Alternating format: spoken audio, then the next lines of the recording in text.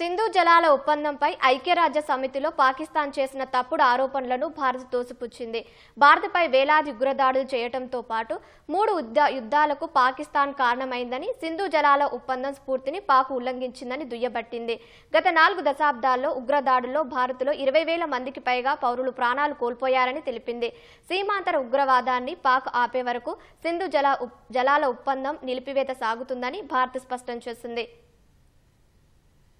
జలాల ఒప్పందంపై ఐక్యరాజ్య సమితి వేదికగా పాకిస్తాన్ చేసిన ఆరోపణలను భారత్ ఎండగట్టింది. భారత్పై వేలాది ఉగ్రదాడులు చేయడంతో పాటు 3 యుద్ధాలకు పాకిస్తాన్ కారణమైందని, సింధు జలాల ఒప్పందం స్ఫూర్తిని ఉల్లంఘించిందని దుయ్యబట్టింది. సీమాంతర ఉగ్రవాదాన్ని పాకిస్తాన్ పెంచిపోషిస్తూ భారత్లోని పౌరుల జీవితాలను, మత సామరస్యాన్ని, ఆర్థిక వ్యవస్థను దెబ్బతీయాలని చూస్తోందని పేర్కొంది. సింధు జలాల అంశంలో భారత్ ఎల్లప్పుడూ బాధ్యతాయుతంగా వ్యవహరిస్తుందని ఐక్యరాజ్య సమితిలో భారత శాశ్వత ప్రతినిధి పర్వతనేని హరీష్ తెలిపారు. 65 ఏళ్ల క్రితం భారత చిత్తశుద్దితో పాక్తో సింధు జలాల ఒప్పందం కుదుర్చుకుందని, 6.5 దశాబ్దాల్లో పాకిస్తాన్ 3 యుద్ధాలు చేసి ఈ ఒప్పందాన్ని ఉల్లంఘించిందని చెప్పారు. గత 4 దశాబ్దాల్లో ఉగ్రవాదులు చేసిన దాడుల వల్ల భారత్లో 20,000 మందికి పైగా పౌరులు ప్రాణాలు కోల్పోయారని వివరించారు. India entered into the Indus Water Treaty 65 years ago in good faith.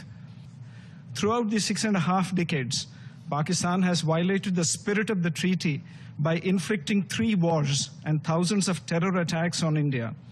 In the last 4 decades, more than 20,000 Indian lives have been lost in terror attacks, the most recent of which was a dastardly targeted terror attack on tourists in Pahalgam last month. India has shown extraordinary patience and magnanimity throughout this period. Pakistan's state-sponsored cross-border terrorism in India seeks to hold hostage the lives of civilians, religious harmony, and economic prosperity.